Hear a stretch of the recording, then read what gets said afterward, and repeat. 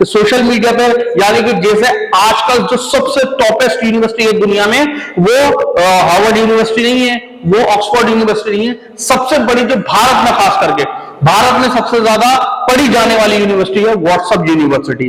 WhatsApp university पे हम सो उठते हैं और सुबह सुबह एक बढ़िया सा लंबा चौड़ा मैसेज आता है जो हमारे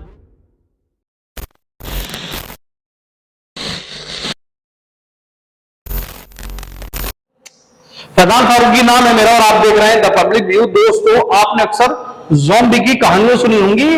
कहानी अगर नहीं सुनी होगी तो फिल्में तो जरूर देखी होंगी, लेकिन क्या असली जिंदगी में, असल जिंदगी में ज़ॉम्बी एग्जिस्ट करते हैं? आप में से ज्यादातर का जवाब होगा नहीं, ऐसा कुछ नहीं है, सारी किताबी बातें। लेकिन अगर मैं कहूं कि ये सच है तो क्या आप यकीन मानेंगे? जी हां, ये सच है। लेकिन मैं उन ज़ॉम्बी की बात नहीं कर रहा हूं जिनको हम फिल्मों में देखते हैं या किताबों में पढ़ते हैं। मैं उन ज़ॉम्बी की बात कर रहा हूं जो ज़ॉम्बी इकट्ठे होकर भीड़ में बन के मार देते हैं एक गरीब को, एक बेसहारा को मार देते हैं, सिर्फ शक की बुनियाद पर उसकी जान ले लेते हैं। उसे कहते हैं मॉब लिंचिंग। तो आज मैं आपको दिखाऊंगा मॉब लिंचिंग के हिंदुस्तान में क्या आंकड़े हैं, किस तरह से मॉब लिंचिंग होती है, मॉब लिंचिंग का अर्थ क्या है, मॉब लिंचिंग की शुरुआत कहां से हुई और मॉब लिंचिंग होने की खास वजह क्या है, कानून में मॉब लिंचिंग की जो है, कानून में क्या सजा है मॉब लिंचिंग की, और अब तक कितने लोगों को सजा कानून में मॉब लिंचिंग को में हो चुकी है। तो सबसे पहले हम दिखाएंगे मॉब लिंचिंग का मतलब क्या होता है। मॉब का मतलब इंग्लिश में भीड़, और लिंचिंग कहते हैं गैर कानूनी ढंग से हत्या करना। 18वीं शताब्दी में अमेरिका के चार्ल्स लिंच, विलियम लिंच ने इसका नाम दिया था मॉब लिंचिंग, क्योंकि उस टाइम, उस जमाने में अमेरिका में श्वेत अश्वेत पर काफी जो है झगड़ा चल रहा था कि श्वेत जो है श्वेत को देखकर और श्वेत जो है श्वेत को देखकर उनका लिंचिंग करते थे। ठीक है ना? तो जो लिंचिंग की शुरुआत हुई, जो लिंचिंग सबसे पहले, जो लिंचिंग एकदम से काफी पहले भी हुई है, लेकिन जो लाइमलाइट पकड़ी लिंचिंग है वो 2014 में सबसे पहले 3 मामले आए जिसमें 11 लोग जख्मी हुए। उसके बाद 2015 में 12 मामले आए जिसमें 10 की हत्या और 48 लोग इसमें जख्मी हुए थे। 2016 में 24 मामला है जिसमें 8 की हत्या और 58 लोग जख्मी हुए थे। 2017 में 34 मामले आए जिसमें 11 हत्याएं हुई और 152 लोग इसमें जख्मी हुए। 17 मार्च 2016 से जनवरी 2022 तक 58 मामले आए जिसमें 35 हत्याएं हुई। ये मामले असल में झारखंड के, सिर्फ झारखंड के, भारत के नहीं। 35 हत्याएं एस अली जो एक सामाजिक कार्यकर्ता है, उनके मुताबिक, क्योंकि उन्होंने एक PIL फाइल करी थी उसमें हाई कोर्ट में, जिसके बाद 35 हत्याएं जिसमें 15 मुस्लिम, 11 हिंदू, 5 आदिवासी और 4 ईसाई शामिल थे, जिसमें 24 घायल थे। तो ये हमारे जो है अब तक मॉब लिंचिंग के आंकड़े हैं, ये काफी डराने वाले आंकड़े हैं। अब ये देखते हैं कि मॉब लिंचिंग पे क्या क्या कानून बनके तैयार अब तक हो चुके हैं। तो लिंचिंग पर कानून क्या है तो हम बताते हैं। IPC 1860 में लिंचिंग शब्द को परिभाषित ही नहीं किया गया है। तो लिंचिंग पर किस तरह की धाराएं लगती हैं, तो इसमें जो धाराएं लगती हैं वो नॉर्मल धाराएं जो आमतौर पर लगती हैं वही धाराएं इसमें लगती हैं, कोई स्पेशल धारा इसमें नहीं लगती है। कि जैसे इसमें धारा 302 यानी हत्या, 307 हत्या का प्रयास, यानी कि अगर एक ब्लेड लगने पर भी 307 लग जाती है, और भेड़ तंत्र में भी 307 ही लगेगी। 323 जानबूझकर घायल करना, 147 से 148 दंगा फसाद, 149 आज्ञा के विरुद्ध इकट्ठा होना, और 34 सामान्य आशय।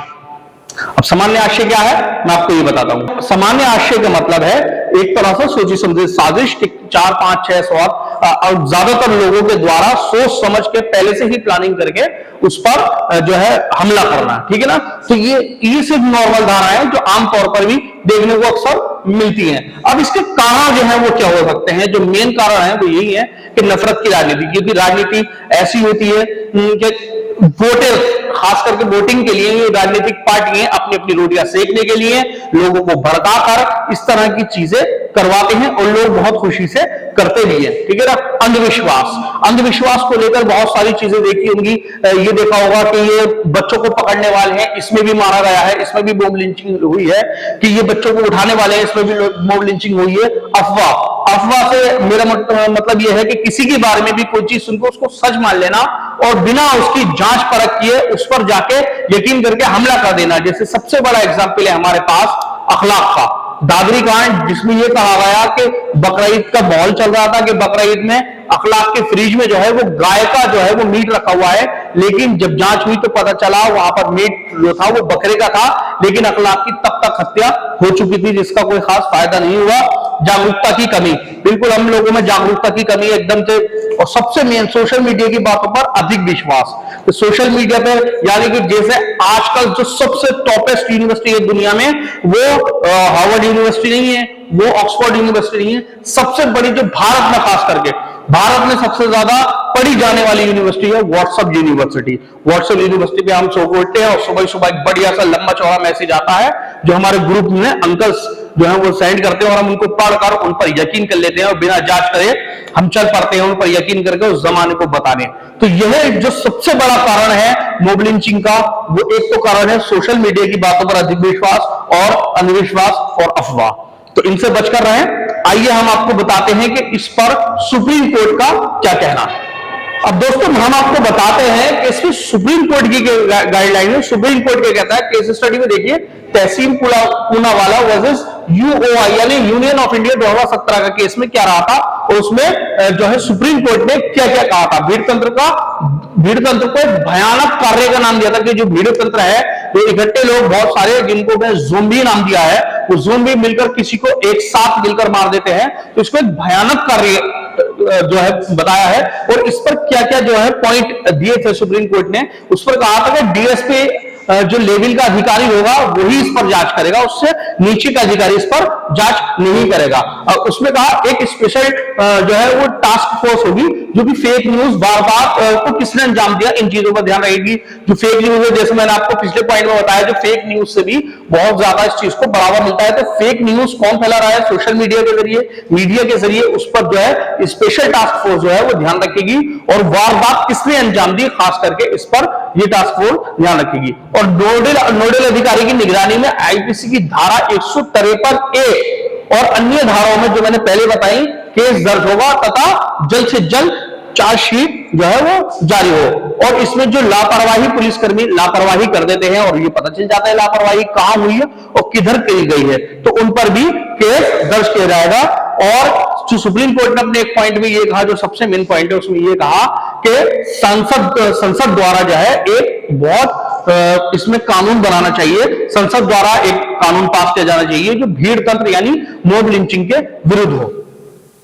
तो दोस्तों कुछ राज्यों ने मॉब लिंचिंग पर कानून तो बनाए हैं, तो वो कानून क्या क्या है और वो कानून अभी तक पास क्यों नहीं हो पाए, तो मैं आपको बताता हूं। तो सबसे पहले जो मॉब लिंचिंग पर कानून बनाया और बिल लाया वो मणिपुर 2018 में the Manipur protection from mob lynching bill 2018, जिसमें जो सजा रखी गई थी वो उम्र कैद या 1 से 5 लाख तक का जुर्माना रखा गया था, ठीक है ना। उसके बाद राजस्थान सरकार लाती है 2 अगस्त 2019 को Rajasthan protection from lynching bill, ये 2019, ठीक है ना। इस पर सजा क्या थी, मृत्यु होने पर सजा थी, इसमें उम्र कैद और 5 लाख का जुर्माना, गंभीर रूप से घायल होने पर था 10 साल की सजा तथा 3 लाख रुपए का जुर्माना। उसके बाद पश्चिम बंगाल जो है वेस्ट बंगाल अपना बिल लाया 30 अगस्त 2019 को, West Bengal prevention of lynching bill 2019। इसमें जो थी सजा थी मृत्यु होने पर मृत्यु दंड यानी कि फांसी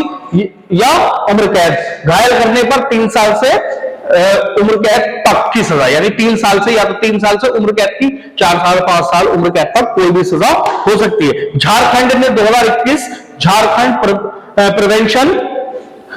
प्रिवेंशन ऑफ लिंचिंग बिल 2021, जिसमें सजा उम्र कैद 25 लाख तक का जुर्माना किया गया। लेकिन 12 अक्टूबर 2021 को केंद्र ने राजस्थान और मणिपुर के बिल जो है वो वापस कर दिए। अब ये क्यों किए, इसकी वजह क्या रही है, जो केंद्र ने है स्पष्टीकरण मांगा इन दोनों राज्यों से, राजस्थान और मणिपुर से, और इनके बिल जो है वो वापस कर दिए। अब मैं आपको एक बात बताता हूं, हंसी की बात है और दुख की बात भी है।